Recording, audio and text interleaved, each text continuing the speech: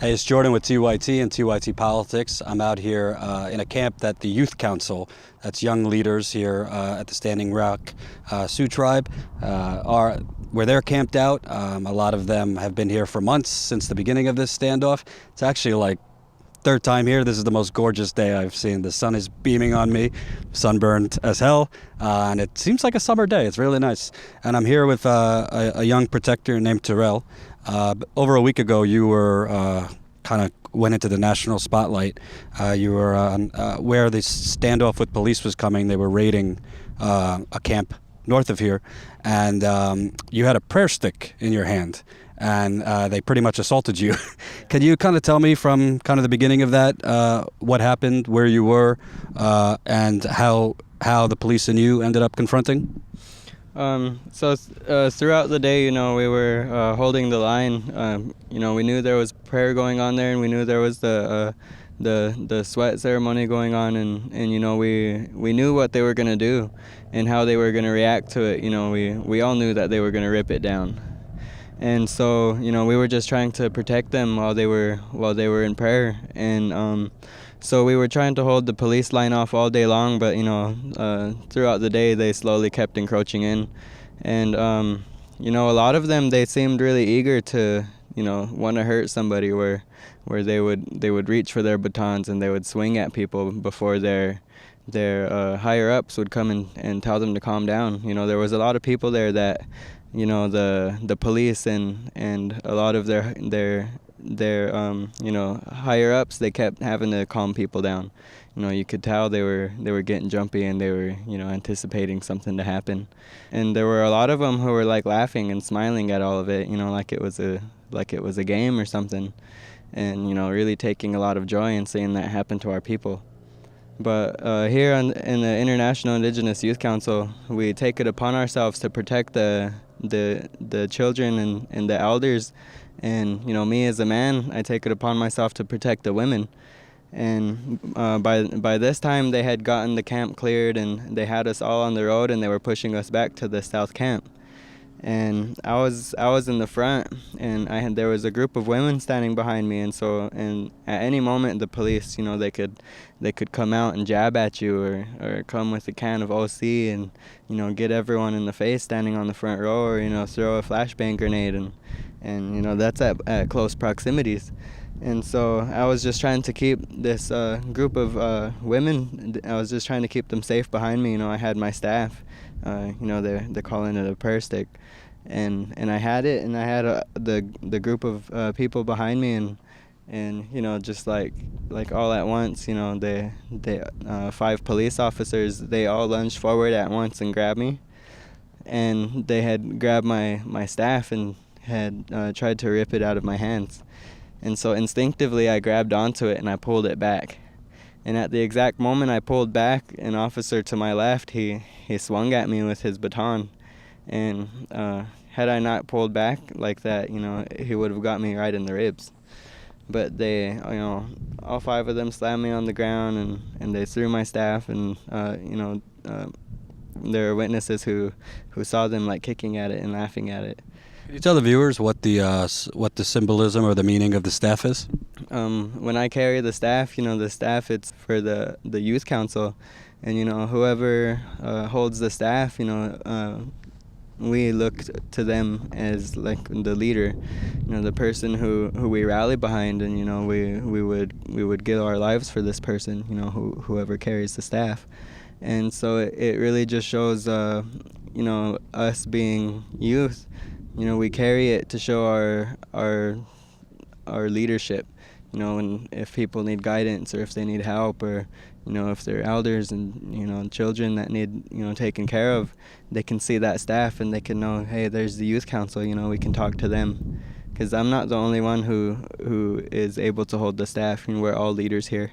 There isn't one of us who's more powerful or higher up in the chain of command than anyone else. And so when they pretty much lunged at you to try to take your stuff, what happened next? Did they push you to the ground? Did they assault you? They had slammed me down on the ground, and they had one on each of my arms, police officers, one with his knee in my back, and they had my face shoved into the dirt. And they had picked me up, and I had seen my staff laying on the ground, and it's a really sacred object for us, and so it was really sad to see. It brought tears to my eyes to see my staff laying on the ground, and my eagle feathers laying on the ground like they meant nothing. But so I had asked the officer, I was begging him to pick it up off of the ground, and my eagle feathers can't touch the ground. And they picked it up and they carried it with me, and they had leaned it on my shoulder when they placed us on the ground on the side of the road. They made us sit down and they wrote numbers on our arms to identify who we are. We sat on the road for 3 or 4 hours as construction continued behind us. We saw the graves of our ancestors being desecrated by the bulldozers. People that are here at the front lines, their grandparents are up on that hill. How devastating is that to them to see them walk on that and drive on that? If that was your grandfather up there and someone was driving their car over them or walking over them, I'd be up there too in that. And I kept telling the police officers and I kept telling the DAPL workers, you're standing on someone's grandma. That's somebody's relative laying underneath that bulldozer over there.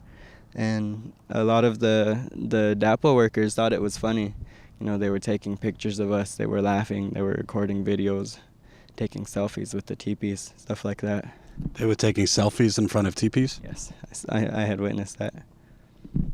This kind of sounds like, a high school locker room. Obviously, we know about the human rights violations, but do they even get what it is you guys are fighting for, or they just don't care? There are some police officers who they do feel for what we're doing here, and they do understand where we're coming from. But that's their job. That's that it feeds their family, and we can't ask them to simply disregard their families and what they've worked for simply because they don't agree.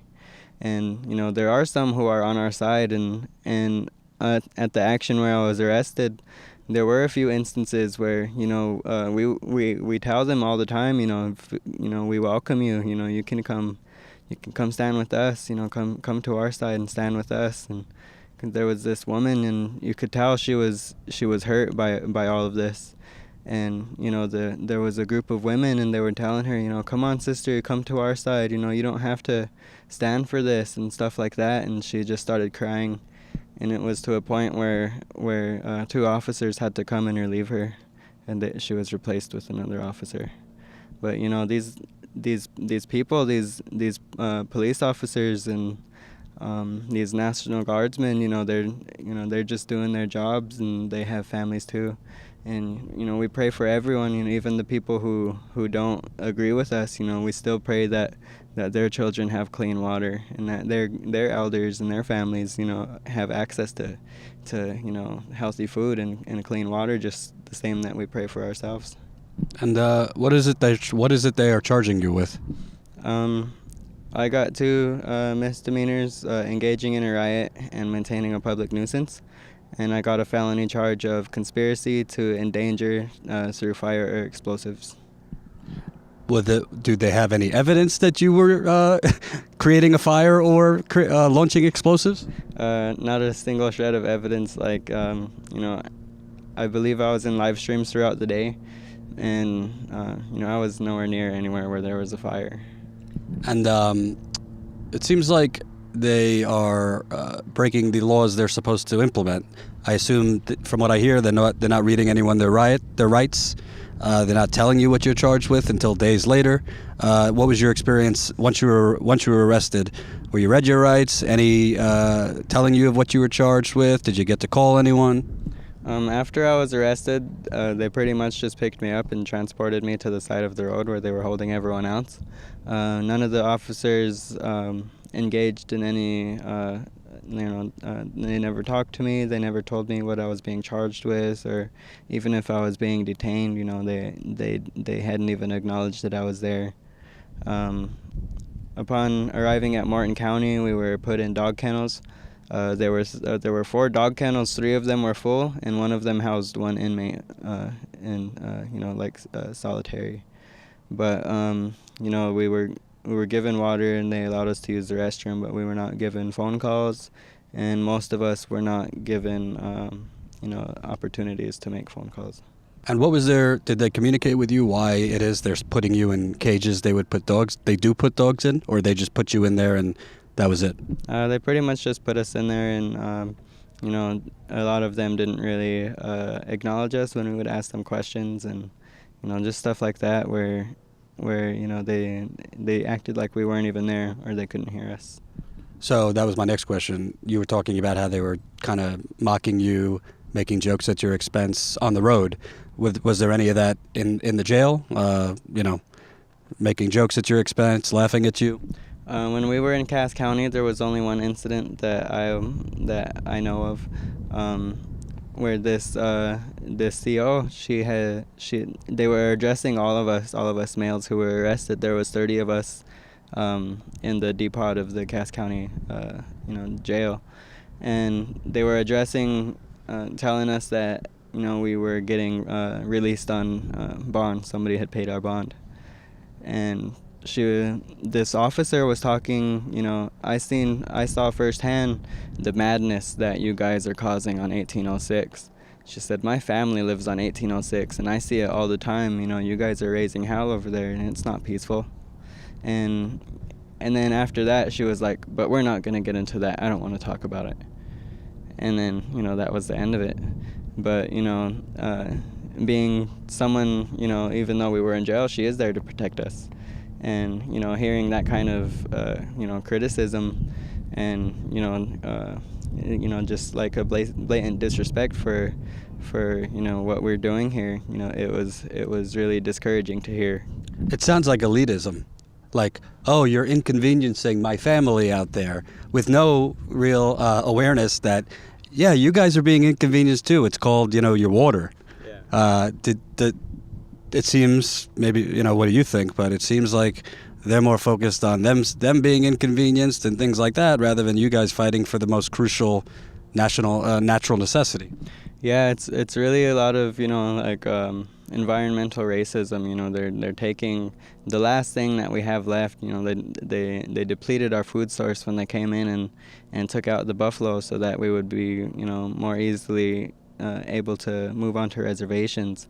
And they took a lot of our land away from us, and now I'm from the Pine Ridge Reservation, and that's in the middle of the Badlands, and there's a lot of uranium contamination in the water because of these companies coming in and desecrating our sacred sites and our natural resources at the expense of us people who are living there. We have to live with the diseases, the cancers and things like that after these companies come and contaminate it, because it's not if the pipeline breaks, it's when. It's not just us Native American people that it's affecting. There's 18 million other people who live downriver from this.